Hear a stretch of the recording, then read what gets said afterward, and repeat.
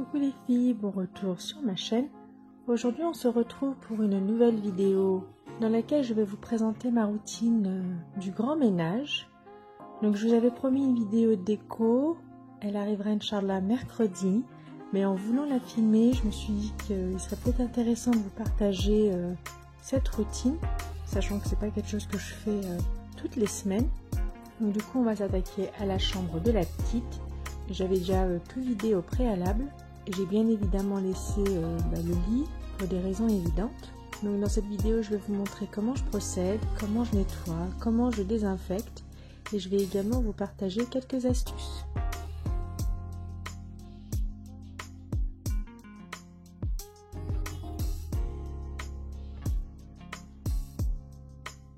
Donc la première chose que je fais, c'est de désinfecter le matelas. Comme il faut laisser agir minimum 30 minutes, je préfère toujours le faire au début. Donc pour cela, il vous faut du bicarbonate de soude et des huiles essentielles de lavande ou de titri. Donc moi en fait, je suis pas très fan de l'odeur de la lavande, donc j'utilise toujours l'arbre à thé, le titri, mais la lavande marche tout aussi bien. C'est un très bon antiseptique. Et donc du coup, pour une cuillère à soupe de bicarbonate, je mets une goutte d'huile essentielle. Enfin, à peu près, si vous mettez une goutte de plus, c'est pas grave. D'ailleurs, il me semble que ça m'est arrivé. Donc voilà, je mélange tout ça et je le saupoudre tout simplement sur mon matelas. Et je laisse agir minimum 30 minutes. Donc là, vu que j'ai du pain sur la planche, je pense que ça va agir plus longtemps. Donc ça c'est quelque chose que je fais normalement une fois toutes les 2 semaines. Mais là je me suis dit autant en profiter. Ensuite je commence par nettoyer le plafond, enfin, en tout cas les recoins. J'utilise toujours cet outil, c'est un genre de Swiffer. Bon ici on n'a pas Swiffer mais c'est exactement pareil. J'ai essayé les outils lavables mais j'étais pas très fan, donc du coup je suis restée sur ce principe là.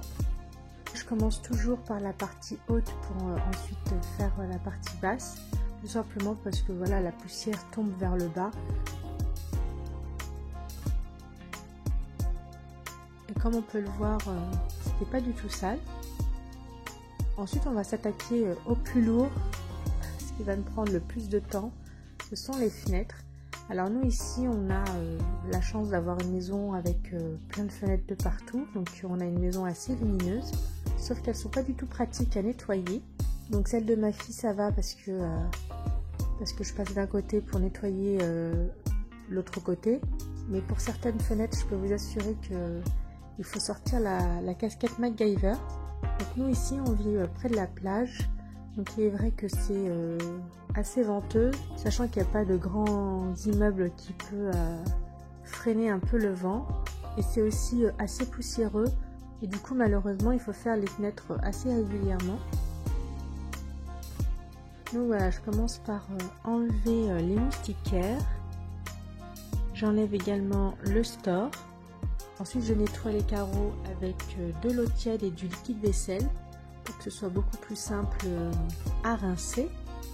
Donc d'habitude j'utilise une balayette, mais c'était pas du tout pratique vu que c'était pas assez long. Et du coup cette fois-ci je me suis dit que j'allais utiliser cette brosse de balai. Donc c'est un poil qui n'est pas synthétique parce que j'avais peur de rayer ou d'abîmer les vitres, et ça m'a beaucoup facilité la vie.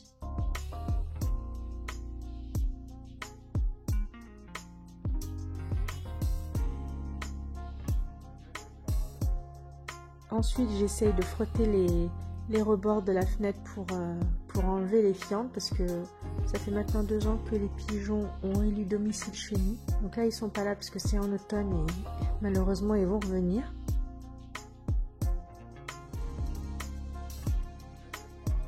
Une fois que j'ai bien tout nettoyé, bien rincé, je nettoie le cadre avec une éponge magique.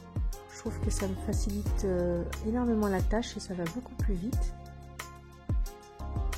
pour un résultat bien meilleur qu'un chiffon et un produit. Puis je parfais le tout avec de l'eau vinaigrée et un chiffon microfibre. Il est temps maintenant d'aspirer le matelas. Donc pour ce faire, je le fais dans les deux sens pour être sûr de bien aspirer entre toutes les fibres.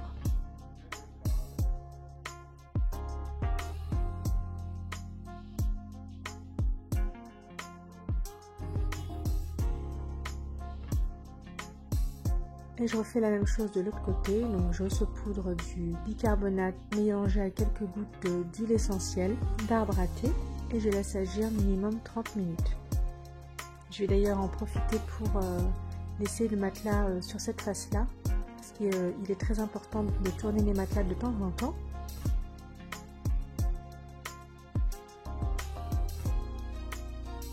Ensuite, il est maintenant temps de lessiver les murs, les plinthes et la porte. Et pour cela, je vais utiliser une éponge magique parce qu'encore une fois, ça va plus vite et c'est beaucoup plus efficace qu'un chiffon et un produit quel qu'il soit.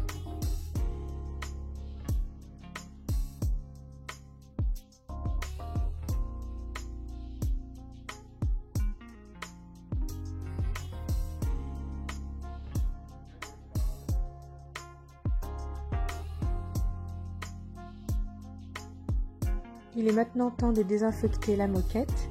Donc ça c'est quelque chose que je fais 2 fois par mois. Vous pouvez le faire sur les moquettes mais également sur les tapis. Une moquette, c'est vrai que c'est agréable quand on est pieds nus, sauf que pour l'hygiène c'est pas le meilleur. Et donc il est pour moi important de le désinfecter de temps en temps. Donc là je vais profiter du fait que la pièce soit vide pour vraiment le faire de partout. Et là pour le coup je laisse agir minimum 1 heure.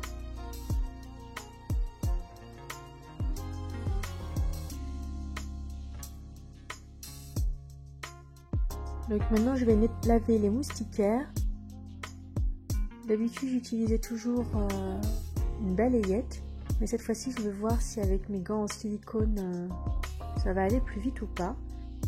J'aimerais ouvrir une petite parenthèse astuce pour entretenir mes moustiquaires. J'utilise régulièrement ces rouleaux autocollants pour déloger toutes les poussières. Il suffit simplement de le rouler sur les moustiquaires. Et je vous assure que c'est très efficace. Donc là j'ai un rouleau de chez Ikea, mais clairement ceux que vous trouverez chez Action, au marché, chez Primark feront très bien l'affaire. Donc là pareil, je vais utiliser de l'eau et du liquide vaisselle.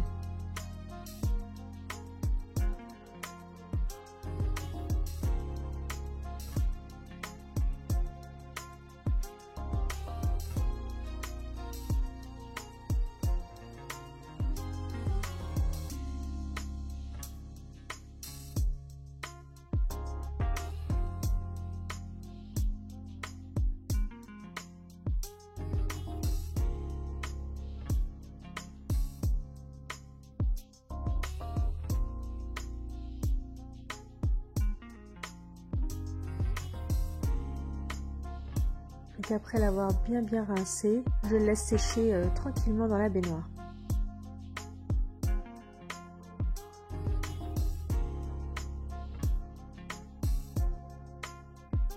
Donc après un peu plus d'1 heure, je viens maintenant aspirer le sol et le matelas.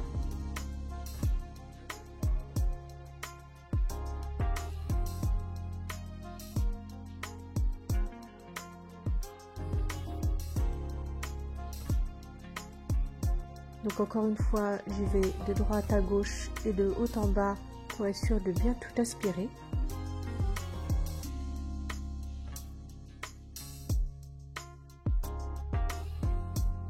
Il est maintenant temps de faire ma petite pub Instagram. Pour plus d'astuces du quotidien liées au ménage, à l'organisation, à la vie de famille, etc.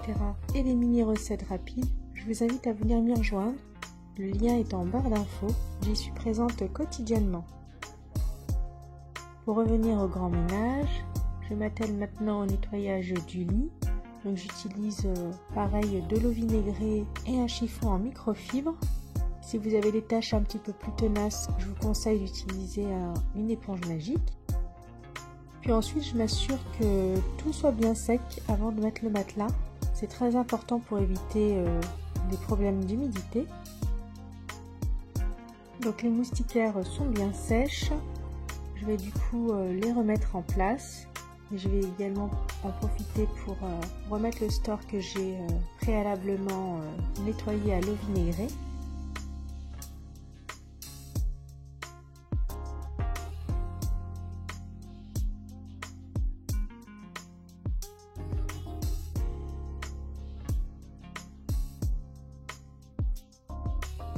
Je nettoie ensuite les miroirs. C'est quelque chose que je fais assez régulièrement, donc ils n'étaient pas dans un état catastrophique, mais tout de même. Donc pareil, j'utilise de l'eau vinaigrée, je racle et je nettoie avec la face microfibre.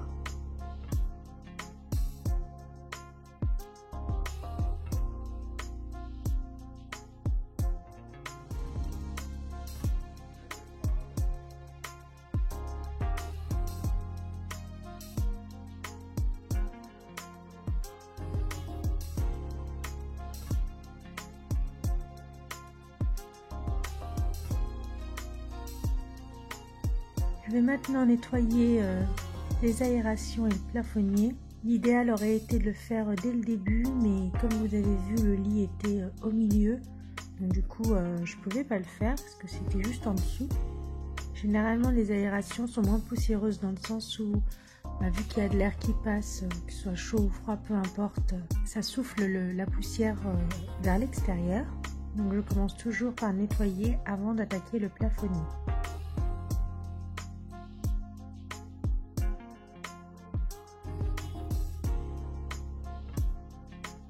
Une fois le plafonnier dépoussiéré, je le nettoie avec de l'eau vinaigrée.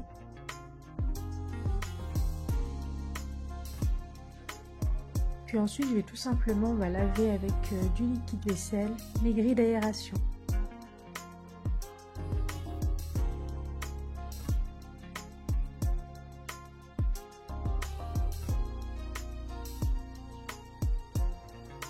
Et franchement, à l'œil nu, je ne m'attendais pas à ce que ce soit aussi sale.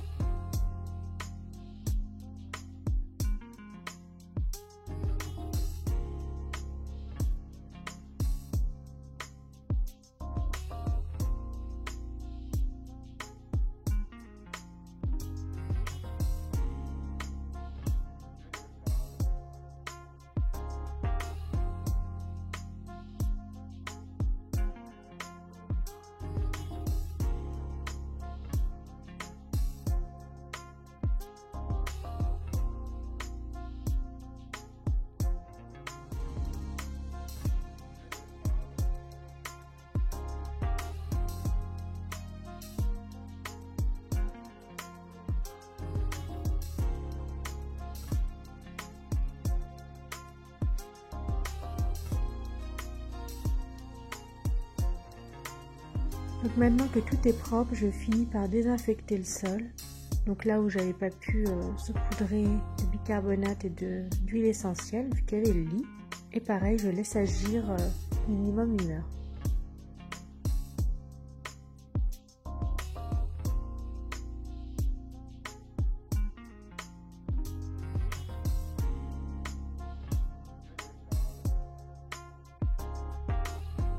Donc une fois le temps écoulé, je viens passer un petit coup d'aspirateur.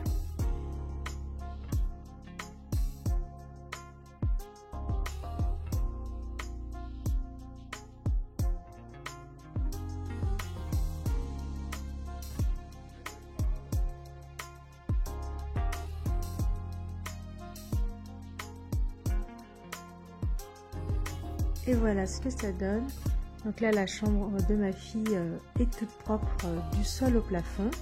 C'est une routine que je fais 1 à 2 fois par an, selon ma motivation. Et donc maintenant, il n'y a plus qu'à disposer les meubles et la déco, chose que vous découvrirez dans la prochaine vidéo. Sur ce, prenez soin de vous et je vous dis à mercredi.